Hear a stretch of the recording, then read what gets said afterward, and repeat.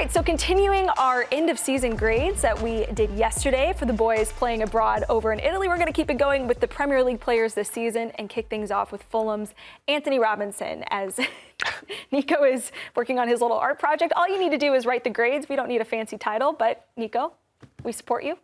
Thank Let you. your creativity shine over there. Jimbo, what grade would you give Antonee Robinson? Jedi Robinson. The force is with him, everyone. Truly. That's my bad joke. I think he deserves an A. He has been tremendous. 10 assists. That leads all defensive players in the Premier League this season. And what's fun is it's actually tied for 4th in the league overall. So you have him tied with Bukayo Saka, Bruno Fernandes. I mean, there's some pretty big names on the attacking side of the ball. So he's obviously getting involved. I think the most important part is sometimes that respect you get from your peers. And Jedi Robinson is getting that. He's been described as one of the toughest players that players have played against. Brian Mbeumo from Brentford came out and said that. Like, I saw him a few years ago, pretty raw. But now he's developed into a tremendous player on both sides of the ball. So this has been fantastic for him. Really proud of him. He's emerged as one of the top left backs in the world. Yeah. And that is awesome. So this is an easy A. Yeah, I'm going to go A+, because he's gotten better and better. Thanks for one-upping me, Lahoud. Yeah, I know this. But no, I love Jedi Robinson. And when you talk about stats in the Premier League, there's only 2 other fullbacks that have more assists than him in Europe right now. That's Achraf Hakimi, who's the best fullback in the world, and Alex Grimaldo, who's one of the best left backs in the world and takes all the set pieces for Bayer Leverkusen. So this is a guy that is going to be one of the players to watch this summer. Hopefully he gets healthy after the surgery. What more can we say about Antonee Robinson? He's so good. Do you have anything to follow? No? Okay. I mean, so pretty good. good company to be in. He is so good. And it's also why we're kind of wondering, what is the next step? So we're going to do our Zillow new home search. Could Antonee Robinson be looking for a new home to help progress to the next level in his career? What do you boys think? Where would be a good next step for Jedi Robinson? Yeah, that's a great question. Liverpool were swirling or circling around him to see if he was a viable option. Maybe that's still a possibility. I don't know. I kind of like where he is because he gets to, I don't know, be a big fish in a small pond in some ways, but really demonstrate how good. He's emerged as a captain as well. We haven't mentioned that. Yeah. He's now the captain for Fulham.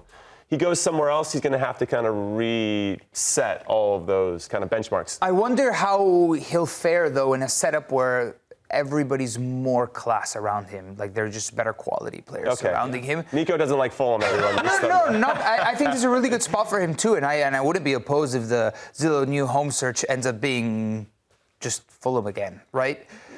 But, like, for example, what if Manchester United comes calling him? They got Dorgu. I was going to say Dorgu.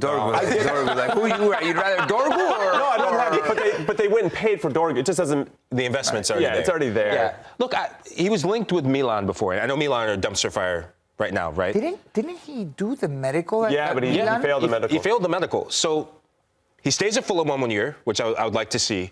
World Cup year, Milan make Champions League. There's already an American contingent there. I'd love to see him at Serie A. All right. Yeah. Interesting stuff. Okay, moving on to Tyler Adams.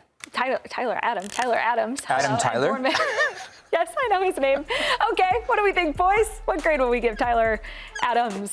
So I'm split here. Yeah, me too. I'm going to say, once the camera comes on me, I'm going to say A for health.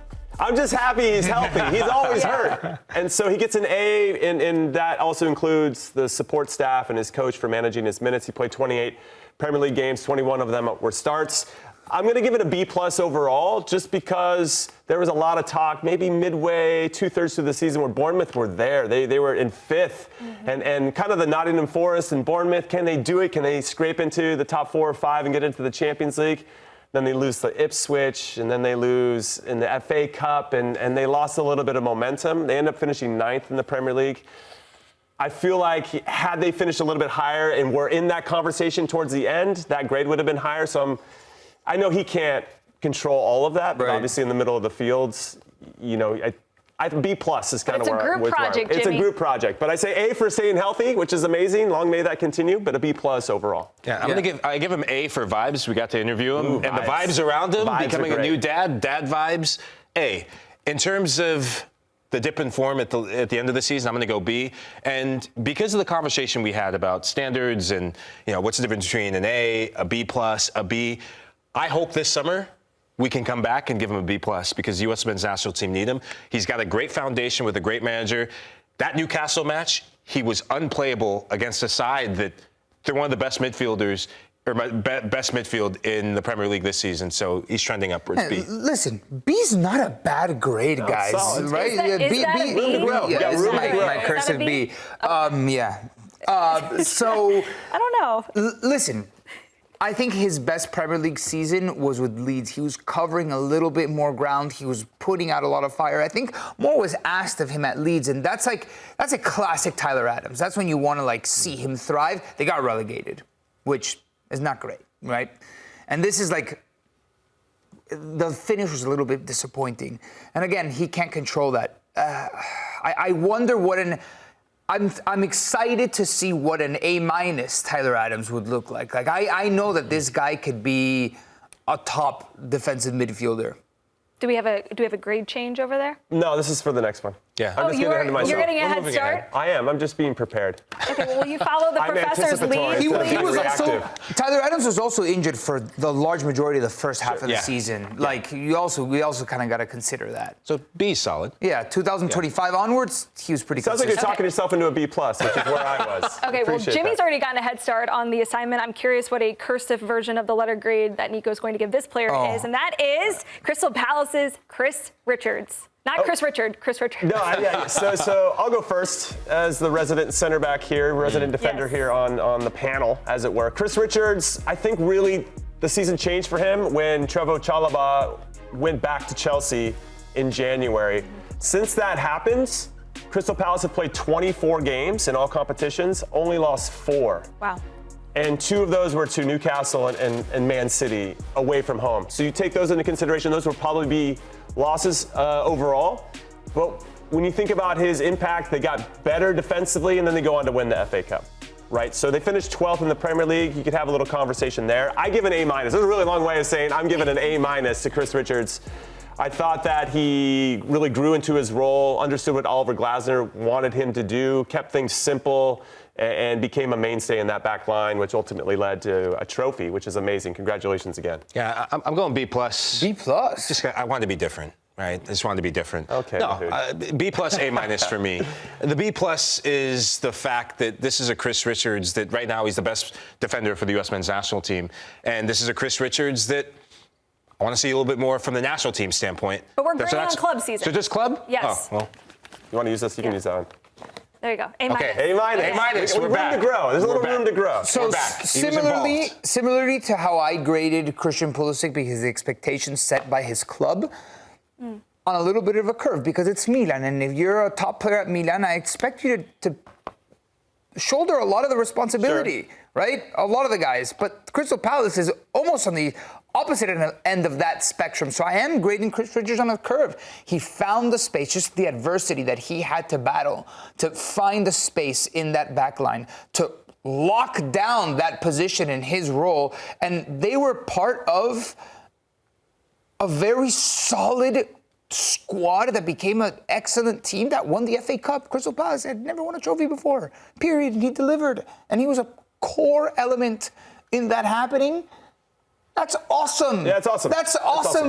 Within the Crystal Palace context, it can't get better than that. And it's great experience to now bring in to the U.S. men's national team. It is interesting, though, boys, how with a lot of players, there is a difference in the grade between their USMNT and then their club performance, which I'm sure we'll be doing a lot of throughout the summer as we, continue to assess these players. But we're going to get to our last one here, and that is talk about a player who has a different grade for the national team and their club team. That is Matt Turner at Crystal Palace. So, Jimmy, since you're getting such a head start on all of our assignments, why don't you walk us through what your grade is? Because, Matt Turner has just really struggled to find a home at the But he did win a trophy. But he did. So if we're grading on a curve like Nico, maybe it's going to be a little bit higher. Chris Richards. He inspired Dean Henderson to make that penalty save in that FA Cup final, right? Challenge him in practice every day. Yeah, obviously you can spin this a lot of different ways, I should say.